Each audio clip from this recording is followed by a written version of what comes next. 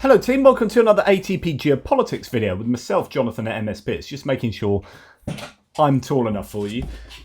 This is a Ukraine war news update, second part thereof, for the 24th of July 2024. I probably do need a new chair. I do keep sinking. I try and stop the video as I can feel myself sinking down and adjust my chair accordingly, but sometimes I'm about a foot lower than I should be. Anyway,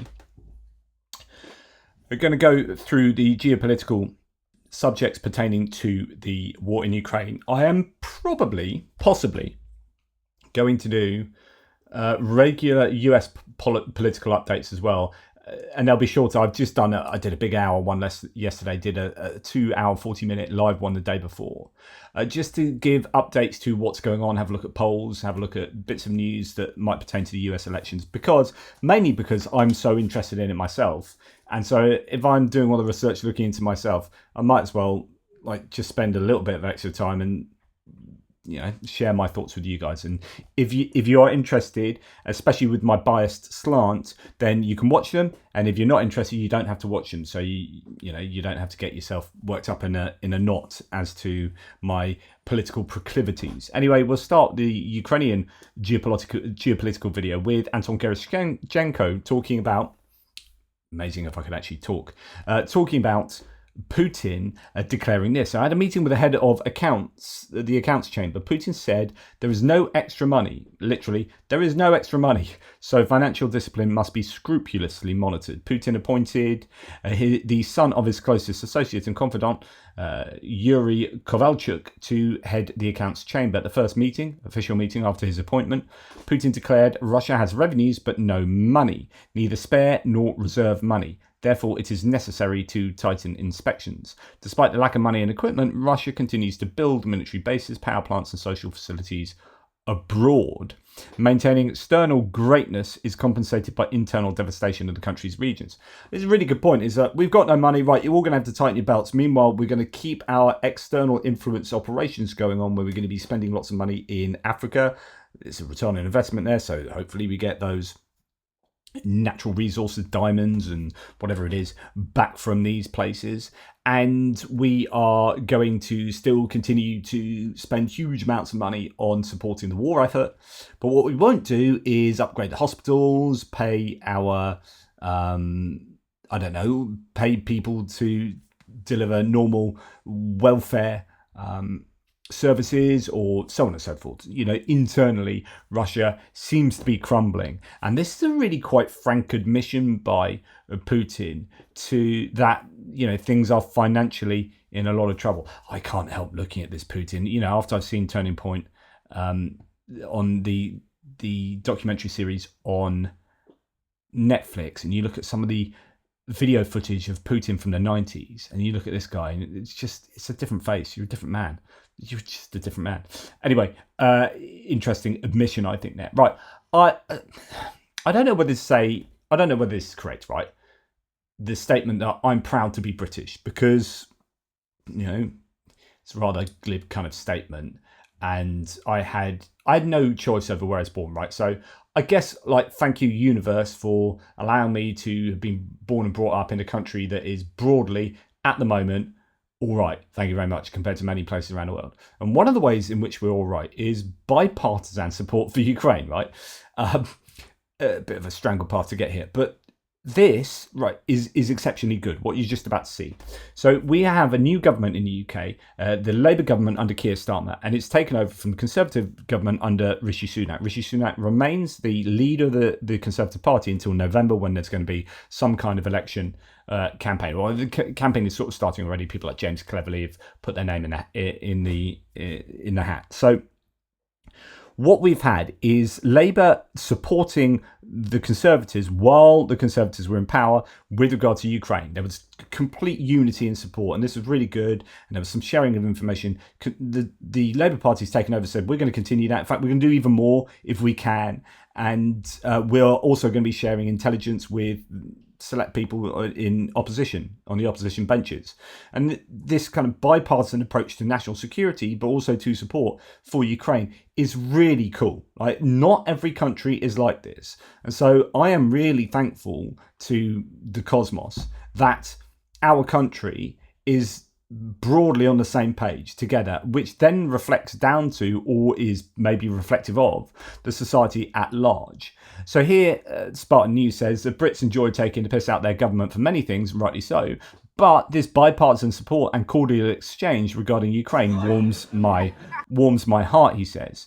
So what we have is Akash Maniam saying, today was Keir Starmer's first PMQ. So PMQs, Prime Minister's Questions, is when the leader of the government and particularly the opposition leader have a sparring match. I think the opposition leader gets 6 questions. I think it only happens once a week now. It used to happen twice a week. But they have 6 questions that they ask at the opposition leader and at the Prime Minister, and the Prime Minister answers them. And you have that exchange, and then other opposition leaders and politicians get to chip in as well. And sometimes you speak to your own people and they'll say something that's either very supportive of the government and is a leading question that allows the government to show off what they've done, or ask about their particular constituency and has a question that comes from their locals that can then be discussed as a whole in the House of Commons. And this is the first. Okay, so former Prime Minister Sunak's, so a vital part of the Parliament in the UK. This, and it's the first one since Starmer's been elected to Prime Minister. So former Prime Minister Sunak's first question was about ensuring continued support for Ukraine to win out against Russia, to which Starmer agreed and emphasised cross-party collaboration. This cordial exchange emphasises the widespread UK support for Ukraine across party lines, as it should be, and also the importance of explicitly stating victory as the goal. I sincerely hope that the US can reach a point where opposing political leaders unite behind Ukraine and discuss the support so amicably. This is what Ukraine and the democratic world need most: unity against common foes who actively seek to undermine our collective peace and security. What you've got to recognise here is that, you know, out of these first 6 things that Sunak could say to the new government, Ukraine is up there. So Rishi Sunak recognises how freaking important Ukraine is, that one of the first things he's demanding of the new government is that they are doing enough to support Ukraine, and that they will continue the work that the Conservative governments have done, and done well. So I just think this is brilliant. I absolutely love it. And by the way, I love it on account of, you know, both parties here. Like, this is me giving Rishi Sunak props and Keir Starmer props. Mr. Speaker, I'm glad in our exchanges so far we have maintained a cross-party consensus on important matters of foreign policy. And in that spirit today, I wanted to focus our exchange on Ukraine and national security. The UK has consistently been the first country to provide new capabilities to Ukraine, such as the long-range weapons that have been used so effectively in the Black Sea. Now, those decisions aren't easy, and I was grateful to the Prime Minister for his support as I made those decisions in government. And in opposition, I offer that same support to him. So can I ask that he continues to be responsive to Ukraine's new requests so that they don't just stand still, but can decisively win out against Russian aggression? So the first thing to note is this was not a gotcha question. Quite often you get a question from the opposition that is a really difficult question that shows that you've not done a good enough job, and you have to then squirm your way out of this difficult situation, or you blast back or whatever. This is actually Rishi Sunak giving Keir Starmer a chance to just say exactly the right thing. This is Sunak laying up Keir Starmer to say something they both agree with. This is not gotcha. This is just a congenial moment in the House, and I think that's refreshingly nice, right? Yeah. Can I thank the Leader of the Opposition for not only raising the question of Ukraine, but doing it in a way which can maintain the unity across this House, which has been so important to the Ukrainian people. And I can assure him that we are, of course, talking to Ukraine about how they deal with the Russian aggression that they are facing, have been facing for many, many months. And I will continue to try to do that in the way that he did, which is to reach out across the House to share such information as we can to maintain the unity that is so important. Absolutely brilliant. Just, fantastic. So I'm really glad that we're all sort of singing off the same song sheet in UK politics. Possibly Nigel Farage's side, but for the next 4 years, that's not going to matter a jot in terms of foreign policy. So this is really good news. Now, Portugal has come out and said that Ukraine alone should lead any peace process. This is in answer to calls for Russia to be part of the next peace summit conference. The EU must stay committed to its policy that any discussions about ending the war in Ukraine should be led by the government in Kyiv, according to Portuguese Foreign Minister Paulo Rangel. And I think this is also brilliant. And it is in stark contrast to some, particularly on the American right, who are assuming that the US, if, say, the Trump and Vance ticket was to be successful, they'd get in and they would force Ukraine to the negotiating table. Like it's the US's God-given right, as they might see it, to dictate to other countries what they do with their own sovereign territory. You must sit down with these guys and you must concede this territory to get this piece sorted out. Thank you very much. We'll get that done in just a couple of months. Don't really care what you think. We just want, all this to be sorted out. And by sorted out, it doesn't have to be to your benefit. It's actually probably to Putin's benefit. So are we cool with that? We cool with that? It doesn't matter if you're not cool with that, because that's what's going to happen. Because if it doesn't happen, we're going to stop you getting X, Y, and Z. We're going to stop economic sanctions on Russia. We're going to stop weapons to you. We're going to stop financing through the IMF and through grants and through loans, etc., etc. And you'll just be on your knees begging for us to come and chair these negotiations that will screw you over anyway. So, bah. And here we got the Portuguese Foreign Minister saying, yeah, not so fast. These peace negotiations, absolutely, and the EU must be united in supporting this idea. But these negotiations must be led by Ukraine. It is your country. Spot on, my good man, spot on. Right, Ukraine is ready to negotiate with the Russian side, says Dmytro Kuleba, the foreign minister for Ukraine, in a conversation with the head of the Ministry of Foreign Affairs of China. So he's just been in China. He might still be in China. But the negotiations must be rational and have practical significance, be aimed at achieving lasting peace, he said. So he's saying, yeah, Russia does need to come to the table. It is, I guess in principle, we're ready to start negotiating with Russia. But of course, the caveats he applies to that are, but it's got to be rational, have practical significance, and achieve lasting peace. And I don't think you're going to do that. So don't worry too much. It's not going to happen anytime soon, as Russia appear to be still in a different frame of mind. Now, a lot going on with regard to Ukraine turning off the oil to the Lukoil oil to Hungary and Slovakia. Hungary will blockade to Ukraine because of the stoppage of oil transit, said the country's foreign minister Szijjarto. I have clearly stated that until this issue is resolved by Ukraine, everyone should forget about paying 6.5 billion euros in compensation for arms supplies from the European Peace Fund. Because how would it look if we agreed to pay this money while Ukraine threatens the security of our energy supply? He said, of course, they're not restricting energy supply to just anyone. It's only to people who are being absolute douchebags, which is Hungary and Slovakia.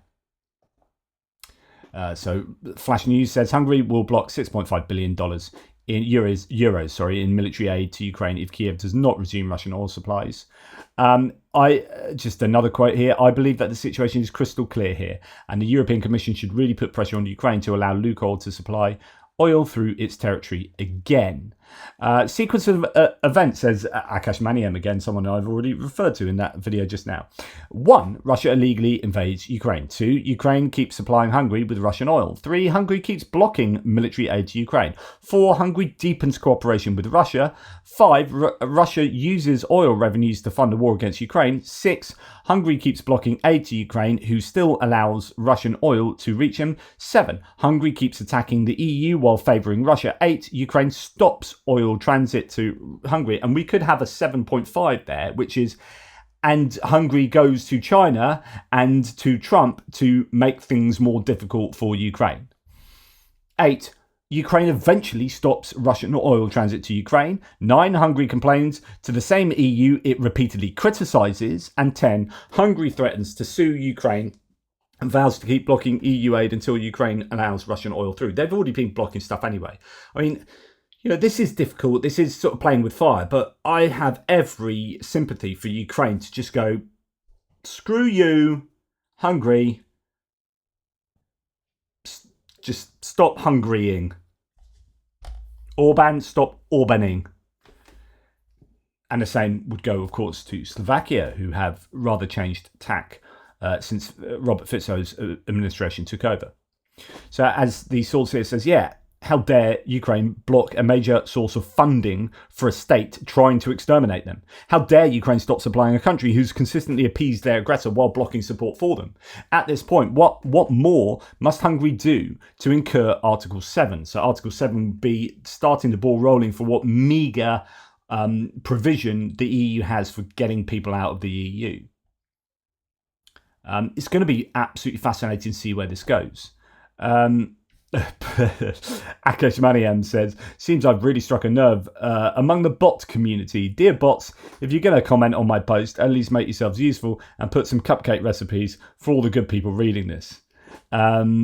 So, and someone says, yes, Ukraine getting about 1 billion from this totally justifies the hundreds of billions in damage Russia has caused, the large-scale slaughter of civilians and mass abduction of children. Are you insane? So the argument back is that actually Russia, that transit of oil there is money that goes into the Ukrainian coffers, but of course that pales into insignificance when you compare to what Hungary is stopping Ukraine from getting and how difficult Hungary are being. I wonder what the cost of Hungary's recalcitrance has been. Aside from the thousands of documented Russian violations of Minsk 1 and 2, including the Debaltseve, which led to Minsk 2, Minsk actually states that Donbass is Ukraine.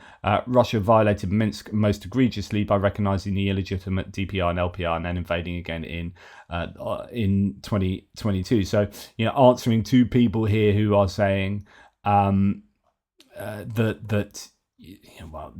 giving all the usual rhetoric there, and there Akash Maniam is referring back to the Minsk agreements, which were these peace accords put in place, kind of forced upon Ukraine. Right, okay. Slovak President Peter Pellegrini has warned Ukraine of retaliatory measures if the issue of Russian oil transit is not resolved. Earlier, Slovak Prime Minister Robert Fico criticised Ukraine's sanctions against the Russian oil company Lukoil. I wonder where this goes. Like, what's the worst case scenario in the outcome here that the outcome might be, and what's the best case scenario that it might be from Ukraine doing what it's doing? As I say, it could be playing with fire. It could come back and bite them on the arse, or this could be some really useful leveraging of that oil. Okay. Georgian security services claim to have prevented the assassination of pro-Russian oligarch and the country's shadow ruler, Bidzina Ivanishvili, and with it a coup d'etat in Georgia. Now, okay, context and coconuts. Okay, right. We have had recently Russia, in fact, yesterday I reported that Russia was ready to help Georgia Dream, the ruling party who's pro-Russian and having a bit of a hard time. You've had this groundswell of public dissent against the government and groundswell of support for Ukraine ahead of the October elections in Georgia. So Russia's come in and said, okay, we can help you because you guys, it's looking a bit tricky there, which is this, you've had the Georgian Prime Minister, not the President, she's on Ukraine's side, but the Prime Minister came out yesterday and he was essentially paying fealty really to the Kremlin. Okay. Now you have, we've stopped an assassination. This is me being cynical and skeptical. I'm not saying this has happened, but you might well have there's an assassination attempt that we've just stopped on Ivanishvili, who he's not in control. He's no longer in politics, but he basically owns the Georgian Dream Party and is basically your not just oligarch, but he's your dark leader behind the whole of Georgian politics. And it's his policies that get enacted and laws that get made and whatnot. But anyway, okay, let's assume that I'm sure let's claim that the Ukrainians are behind some assassination attempt of this guy, and therefore that gives us a right to move away from supporting Ukraine and further into the arms of the Russians.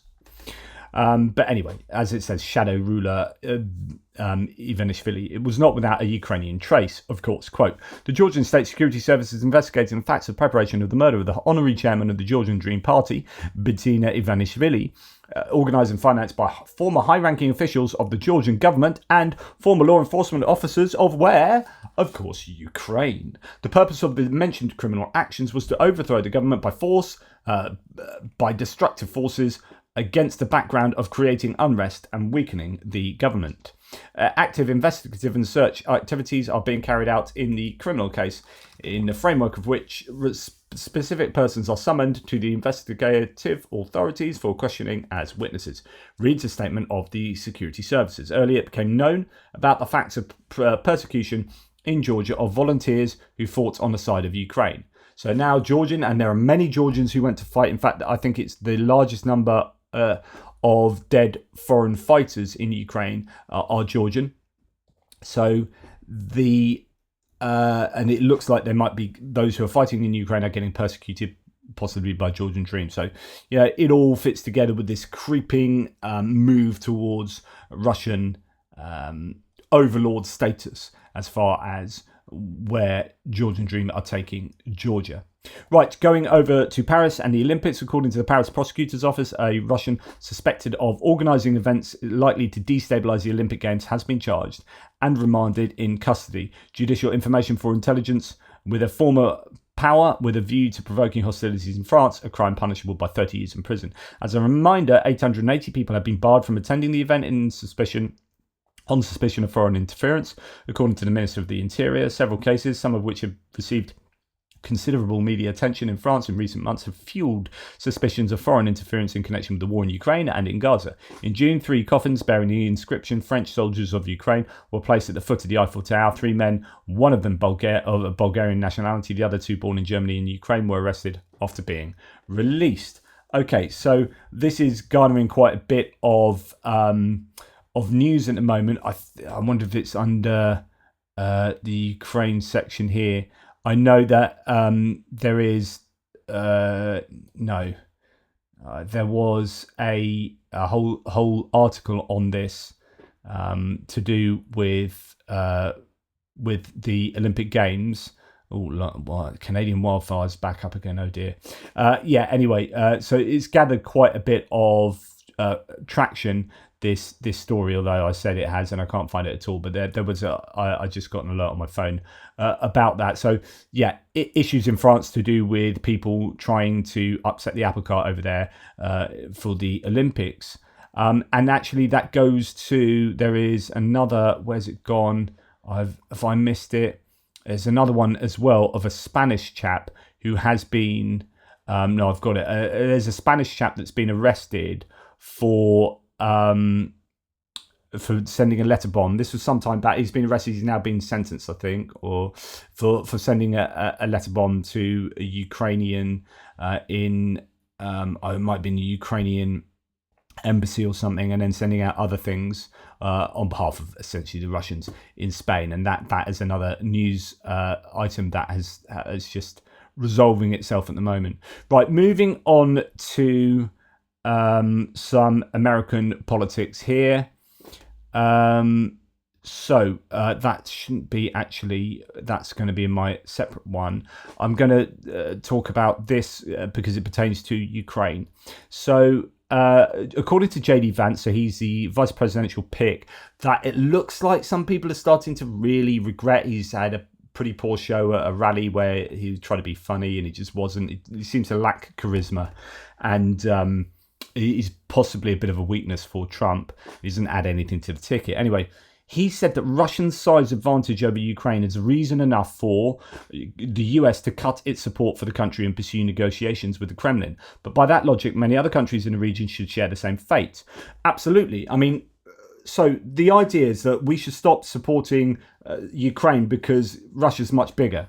It's like, oh, look at that old granny getting beaten up at the other side of the road by a thug. Oh, that thug's a bit bigger than her. Not bigger than me. I mean, I could beat that thug. I could beat that thug up right now. But the thug's bigger than old Doris over there. So I might just let Doris get the shit kicked out of her. That's what I'm going to do, actually. Sorry about Doris. If you'd been down the gym, Doris, a few more times, maybe you'd be a bit more bulky and you could take him on. I'd help you then. If you were bigger than him, I'd help you. But since you're smaller than him, I won't help you. I'm sorry. It's just the way it goes. I only help people who are really powerful. And of course, that's just stupid, right? JD Vance here presenting an argument that is utterly, utterly devoid of morality and sense. But, that's JD Vance for you. And as I say, I really do think he is a bit of a weak link. In fact, he's getting a VP, well, not a bounce, a VP trough here. So JD Vance is making history as the least liked VP nominee, including incumbent, since 1980, following his or her party's convention. He's the first to have a net negative favourable rating. Not surprising given how he ran in Ohio in 2022, far worse than the average Ohio Republican. So actually, when you look back at his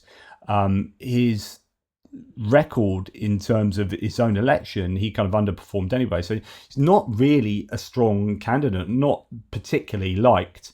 And as mentioned previously, aside from Ukraine, he has some really hardcore beliefs on reproductive rights and women, just the kind of demographic that Trump really needs to win. And he's picked the guy who will help him the least on that. So I think this is a problem. And talking about women, and I'm going to play this only because it does pertain to Ukraine again. This is Tucker Carlson being interviewed, and lots of people have been spreading this. America's right wing hates women. Why? Says Jay in Kyiv. So listen to what Tucker Carlson has to say. I was kind of agnostic on the question, but we haven't seen big successes from female leaders. And I say that as a lover of women, but I mean, it's at some point, if you make a claim, you do kind of have to substantiate it. And like, for example, I don't know, female Secret Service agents. No, but I'm just saying, where is the evidence for that? I mean, I'm talking about specifically political leadership. Obviously, you shouldn't have what we saw on last Saturday in Butler Township. Obviously, that was insane. But everyone, of female political leaders will be more conciliatory. There'll be more peace, less war. You've seen exactly the opposite. The Ukraine war was driven by a woman, actually, Toria Nuland. So he says female leaders should be more conciliatory, but you've seen the opposite, and provides no scientific evidence, no actual empirical analysis of this. He picks the Ukraine war and then finds all the people that were to do with the start of the Ukraine war, ignores all the Russians. I don't know, who's that guy? What's his name? Putin. Yeah, ignores Putin, ignores the Kremlin, ignores all those men, ignores all the Ukrainian, predominantly men, and then ignores McCain that he could have chosen, ignores all these other people and goes, oh, Victoria Nuland, yeah, she's the one that's responsible for the war in Ukraine. It was her what did it. If she didn't exist, the Ukraine war would never have happened. Whether it be 2014 or 2022, it was entirely her fault. She walked along and said, fight, you guys. Oh, he said that you smell. And he said that you got no friends. Fight. It was all Victoria Nuland. Of course it was. You utter plonker. Of female political leaders will be more conciliatory. There'll be more peace, less war. You've seen exactly the opposite. The Ukraine war was driven by a woman, actually, Toria Nuland. Hillary Clinton's the most bloodthirsty person I've ever seen on the public stage. Madeleine Albright. Madeleine Albright. Hillary Clinton, who, lost the election. But anyway, she's the most bloodthirsty woman he's ever seen on a political stage. Albright, a total ghoul. A million Iraqi children. And so what? Nasty and stupid. I knew Madeleine Albright, nasty, stupid person also. But leaving that aside. Nasty, stupid person. Right, Madeleine Albright, nasty, stupid person. You should read her book on fascism, actually. Her book, Fascism, is an exceptionally good book. And you know what? It puts people like you in your place, my friend. there doesn't seem to be any evidence for these claims at all. In fact, the opposite appears to be true, unless I'm missing something. I mean, I guess you're not supposed to say this because when you say unless I'm missing something, what you have to do is probably go and look for something a little bit like support for your own argument. Maybe, I don't know, just rather than just say there's no evidence for that and make up your own evidence that doesn't support what you're saying.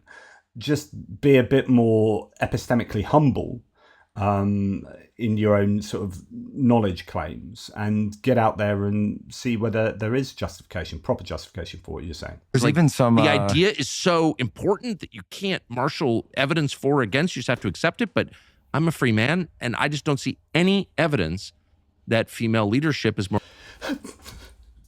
Sorry, I'm going to go off on one, aren't I? It's like, do you know what? I don't see any evidence. There's no evidence. I can't see any evidence anywhere. Sorry. There's no evidence. Yeah, I can't see. There's definitely no evidence. I can't see any evidence. All I can see in my mind's eye are just really, really horrible women. Really horrible women who are violent.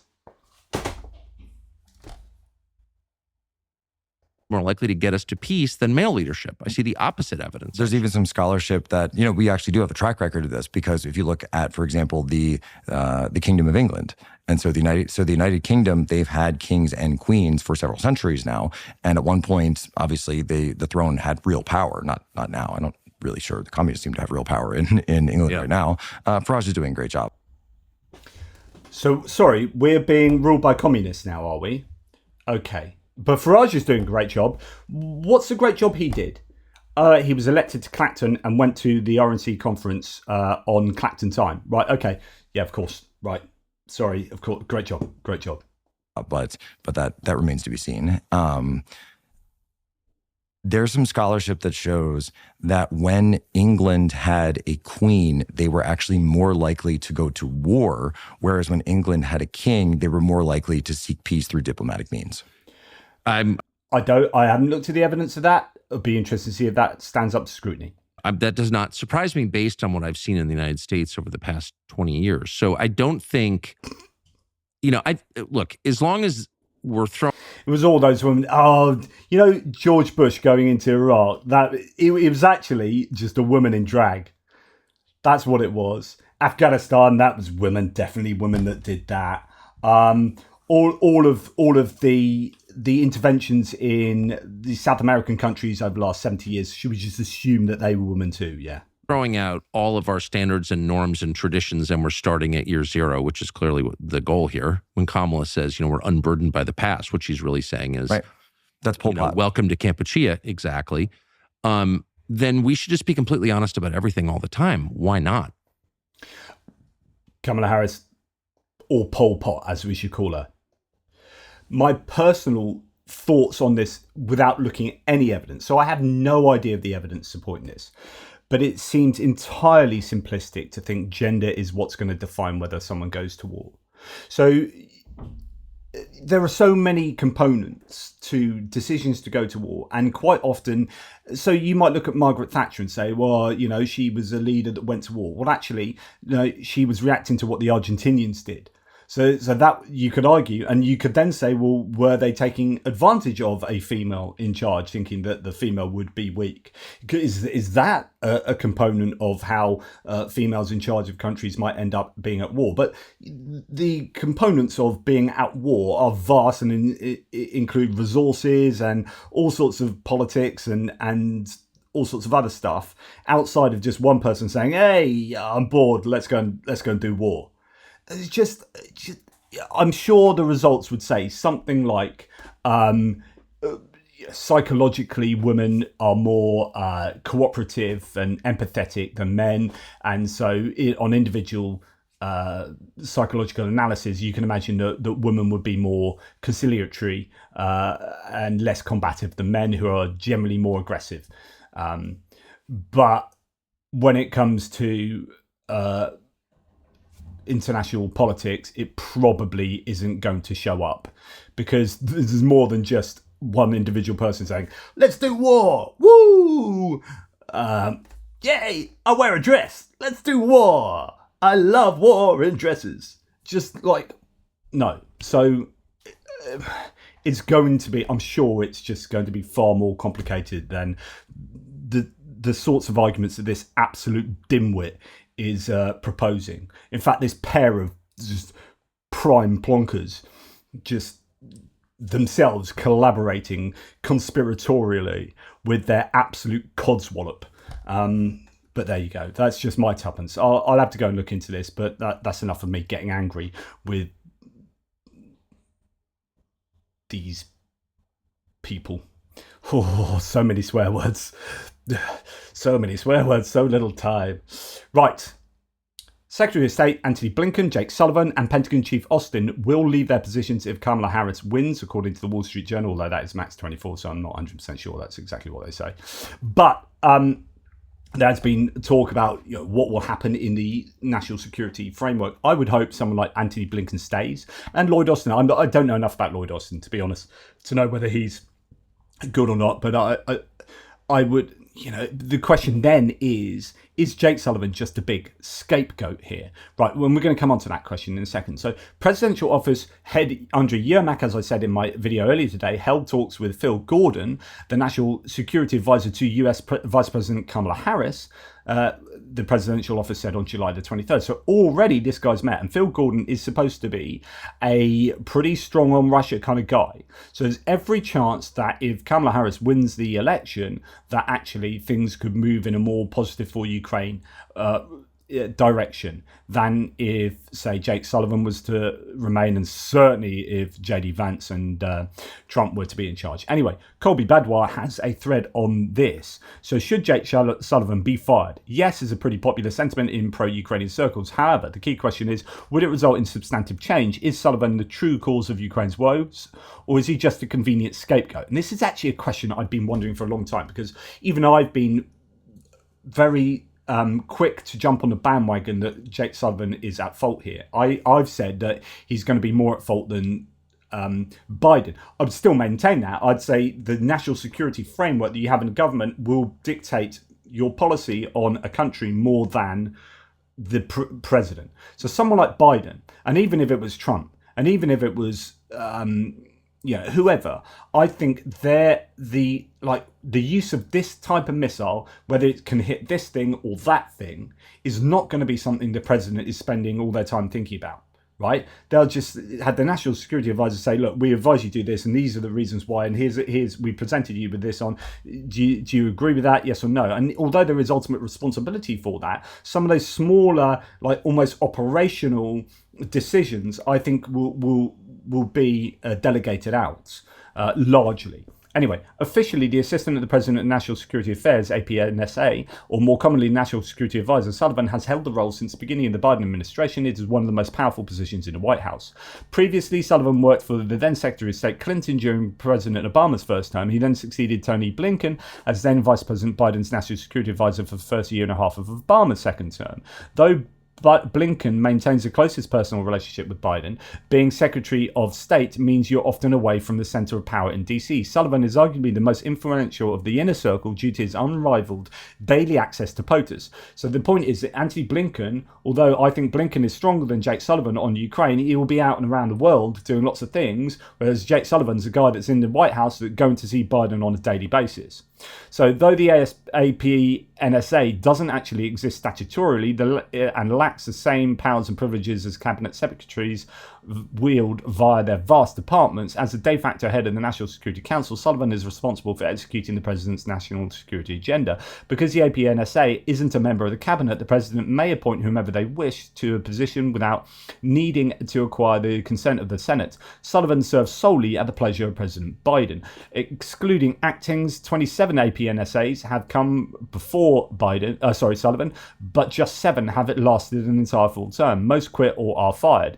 Only only a select few maintain the confidence of the president and keep their job for the full 4 years. Sullivan is on track to become number 8. Sullivan's membership to the exclusive club speaks of the high level of confidence that Biden has in him. If he was unhappy with Jake, he could easily replace him. Sullivan has certainly had numerous blunders that would justify a dismissal, such as the one mentioned there. National Security Advisor defends saying Middle East region was quieter days before Hamas attack. So through the disastrous withdrawal from Afghanistan, right, although partly a lot to do with the Doha agreement that was signed by Trump that enforced that withdrawal from Afghanistan, and that Doha agreement has an awful lot to answer for. Anyway, Russia's full-scale invasion of Ukraine and the October the 7th attack on Israel, Sullivan has kept his job, though. Just one of these crises would tax both the fortitude of the NSA and their relationship with the president. Even in the best of times, it's a stressful job, which is why why does it do that?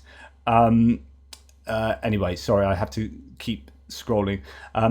It's a stressful job, which is why the NSAs have a short lifespan. Sullivan is rumoured to have advancement ambitions, though, he has clung to the current position in the hope that he might be selected to succeed Blinken as Secretary of State. Biden's decision not to run for re-election throws a wrench in this, though. Sullivan's path to foggy bottom now depends on Vice President Harris's first winning the election and then choosing to promote him. Neither are assured, far from it, in fact. Per the Wall Street Journal article, a Harris presidency could mean Sullivan, Blinken and Austin would all be out.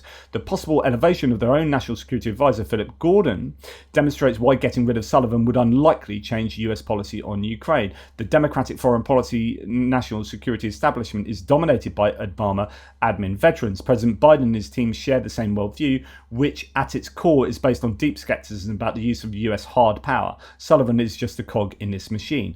I don't know. There are claims that Philip Gordon is much stronger, though, but nonetheless, I continue. Remember, these are Colby Badwell's opinions, though I'm sure Sullivan would love to be in charge himself. As John Bolton said, I'm the National Security Advisor, not the National Security Decision Maker. President Biden is in charge, the buck stops with him, as he has said many times. Sullivan is a convenient scapegoat for those who want to shield President Biden from responsibility for his own policy decisions. And you could accuse me of being that.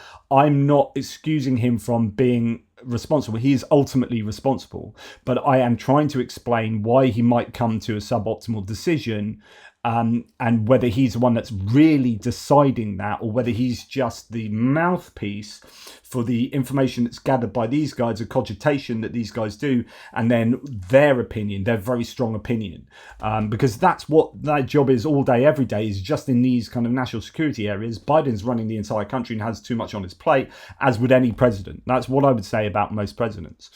Unless that is, you subscribe to the view that president isn't actually running his own administration, are his staff running the show. I would say it's collaborative, and that's the nature of most administrations, right? It depends how dictatorial you want to be and how much of a control freak you are, but there's only so much brain power you can have to have a full understanding of what's going on, to be able to make those informed decisions yourself. You have to delegate these people in every different sector. So Biden isn't an education expert, right? And so he needs a team of education experts to come up with what they think is a good idea, and they will present their plan to the president, and he will look at the top line, but he will be broadly dependent on their rationale for why that's, he'll have to sit down and really think about how it could all be wrong, but then you'd have to relearn that whole sector in order to be able to pick it apart. So pretty much most things, he picks the people that align with him, right? So that's what, there is some kind of feedback loop going on here, but you are picking people that are going to delegate, that you have trust in, giving you the right information, and then you might challenge them in bits and pieces here, but I wonder how often you just say a flat no to stuff. Especially if it's like just particular little areas, like being able to use an ATACMS 80 kilometers rather than 200 kilometers across the Russian border. Sullivan is a convenient scapegoat. Yeah, so I start running the show. I mean, that is a question I'd love to answer. Some of President Biden's supporters want to have it both ways. President Biden's fully in charge, but also is a helpless victim to all the bad policy decisions that Sullivan is making and implementing. I would posit that Blinken is actually the victim in all of this. Interesting. And you could, I'm sure Badwell would be looking at someone like me for for that criticism. To the extent that Ukraine has any true friends in high places in the Biden administration, it's Secretary Blinken. I've long said this. You look at how he dressed his children up in the Halloween, his little son as a mini Zelensky and his little daughter in Ukrainian dress colours. He is so pro-Ukraine, and I think he is overruled. But he is at the mercy of an overly cautious president, an inept national security advisor, and an intransigent and aloof Secretary of Defense. I don't know enough about Lloyd Austin to know that, but that's the sense I get about Blinken. There is a major problem when Tony Blinken is the most hawkish person in your senior leadership team. Dissenting views on foreign policy and national security within the Democratic Party are mostly outside of the administration or occupy much more junior roles on the inside. 2.5 years into the war in Ukraine, Biden has had ample opportunity for the strategy reset. He continues to face growing bipartisan pressure in Congress to do just that, and he seems content to maintain course and finish his term with Sullivan in place. The fundamental problem, unwittingly explained by John Kirby, is that President Biden believes that the war in Ukraine could escalate into World War III. Jake Sullivan may be bad at his job, but he's taking direction from someone who just doesn't understand Russia. Putin's nuclear saber rattling and apocalyptic threats are a very simplistic ploy, yet vast swathes of the American and German political establishment continue to fall for it. Most other European capitals figured out this ruse a while ago. So should Sullivan lose his job? Yes, because there should be consequences for failure, and this is sorely lacking in government. We shouldn't expect it to happen, though, nor would it likely change the Biden admin's policies on Ukraine, Israel, or any other issue. That said, now that President Biden is unencumbered by the election campaign, he may feel more comfortable changing things up in his final months. This is not something I would bank on, though. Ukraine will need to continue to lobby hard for incremental policy changes. I agree with that part. I definitely agree with that. I think he said he's going to concentrate on Ukraine and the Middle East, and you could have some things subtly changing. I don't think it would be getting rid of Jake Sullivan, but I think there might be a little bit more oversight going on. And this is what I mean. Like if Biden, as a single human being, then says, right, I'm going to concentrate on these two ideas. I'm not essentially running the whole country in a way that I was previously. I'm going to do a lot of delegation there to focus here. Then he has more responsibility, causal responsibility for those decisions that come out in those two domains. Sadly, there are no shortcuts to victory. Ukrainian leadership clearly understands this, given recent calls between Zelensky and former President Trump and Yermak and Gordon that we just talked about. Ukraine's future will depend in large part on the relationships it can build with the next administration. Both Trump and Harris clearly share stronger interest in domestic matters than foreign. The war has had far-reaching implications, though, and the success of either administration will depend in large part on how they manage it. Mistakes have been made, learn from them. I disagree slightly with that. Both Trump and Harris clearly share a stronger interest in domestic matters. I think Harris's VP has been sent abroad quite a lot, and she's been at the Munich Security Conference a number of times. She was one at the Ukraine Peace Summit. So I think she's pretty well up on. And Blinken was talking about how she's good on foreign policy. So I wouldn't be so dismissive of her. I would agree that Trump isn't good on foreign policy. I don't think he's got much interest in learning about stuff. I know that sounds just an outright criticism of it. Well, it is. It's just that's not his forte. It's not what he's up to. So I do think there is a difference between Trump and Harris in that context. Anyway, thanks for watching. Please like, subscribe, and share. It's been a long one. Take care. Speak soon. Toodle pips.